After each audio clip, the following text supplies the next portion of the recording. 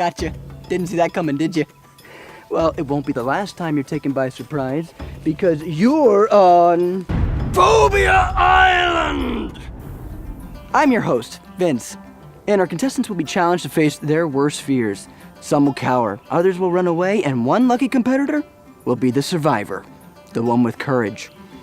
Courage is being brave enough to do what you should do, even when you're afraid. What about you? Do you have what it takes? Do you have what it takes to walk boldly through a dark, bat-infested cave? Are you brave enough to cross the rickety rope bridge suspended over the watery depths? Can you find the courage to feed a hungry grizzly bear, or reach your hand into a jar of worms, or eat lima beans? You'll know soon enough, because Phobia Island will put you to the test. Our story today is about a man named Joseph who was put to the test over and over again. Do you think he had what it took to survive?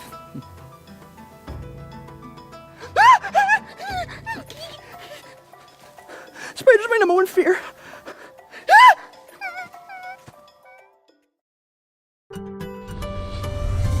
And now, for an amazing true story from the book of Genesis, starting in chapter 37. God had once promised that Abraham's family would one day fill an entire nation that would bless the whole world. Abraham and Sarah's son Isaac had 2 sons of his own. One of them, Jacob, had 12 children. And out of those 12, his favorite son, Joseph, knew that God was with him from the very beginning. Hey guys, I had this incredible dream last night. Uh-oh, here he goes again. Probably dreamed about more grain and ours bowing down to his. Nope, in this one, the sun and moon and 11 stars bowed down to me. Oh, that's so much better.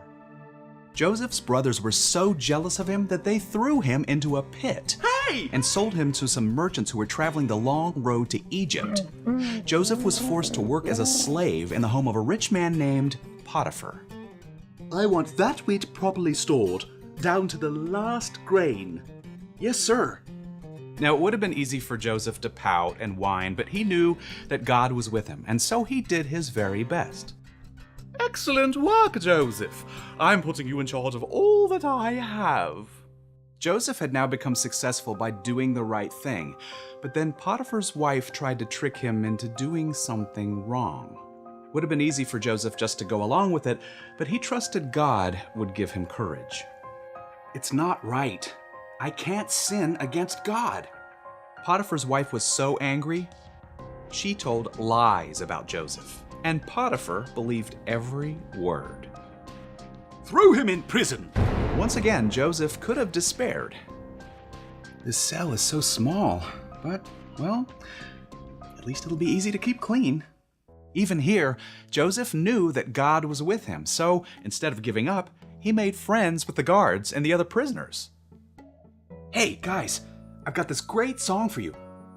Father Abraham had many sons. Sing it with me. And many sons had Father Abraham. Oh, yeah. He cared for their needs and encouraged them. One day, Joseph found 2 other prisoners who were extremely upset: the king's baker and the king's drink tester. See, we both had these dreams. And no one can tell us what they mean. With God's help, Joseph was able to tell the men exactly what their dreams meant, and it paid off. 2 years later, the king, Pharaoh, had a dream of his own, and his drink tester, who was now freed from prison, remembered Joseph. There was this Hebrew servant. Bring him in. Joseph, who had been trapped in prison for many, many years, was now called before the most powerful man in the land. I could use a shave and a haircut. I've heard that when you hear a dream, you can explain it. Joseph was on thin ice. One wrong word, one misstep, and Pharaoh could have him thrown back in prison or even killed. But still, even then, Joseph knew God was with him. Well, I can't explain it myself, but God will give you an answer. Well, there were these 7 fat cows. The dream was pretty strange, all about skinny cows eating fat cows and weak heads of grain eating good ones. But God told Joseph exactly what the dream meant, and he took a deep breath and told Pharaoh. God has shown you what he's about to do. 7 years with plenty of food are coming, but after that, there will be 7 years with no food. People could starve, so you should choose someone to store up food right now so there will be enough later. Pharaoh had seen Joseph's courage and knew God was with him. No one is as wise and understanding as you are. So I'm putting you in charge of the whole land of Egypt. Who? Me? So after years as a slave and a prisoner, Joseph was now this big, powerful ruler with a whole country depending on him. But since he knew that God was with him, he ruled well. Store up all the grain you can. Keep it coming. Keep it coming. Oh, great. I think we need to build another storehouse. The 7 years of good harvests flew by quickly, and soon the country entered a period of harsh famine. Sir, please, I have no food. We've stored up lots of grain. Here, hold open that sack. There was no food to be found anywhere, except in Joseph's storehouse. People were hungry everywhere, even in faraway Canaan, where Joseph's father and brothers lived. Why do you just keep looking at each other? I've heard there's grain in Egypt. Go down there. Buy some for us so we don't die. So Joseph's brothers traveled the long road to Egypt. When they finally saw Joseph, they didn't know him, but he recognized them as they bowed down at his feet. Please, sir, we're hungry. Now, after all his brothers had done to him, it would have been easy for Joseph to let them starve or throw them into prison. Instead, he made the harder choice. I am your brother Joseph, the one you sold into Egypt. But don't be upset. God sent me ahead of you to save many lives. Joseph forgave his brothers, and his whole family traveled to Egypt. Instead of starving, they were saved because Joseph had chosen to be brave and trust that God was with him, even in the toughest situations.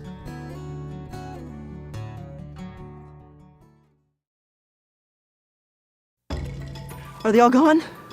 Seriously, you gotta tell me if one of those spiders is on me. That's a new rule. All right? Thank you. Hello. How about Joseph, huh?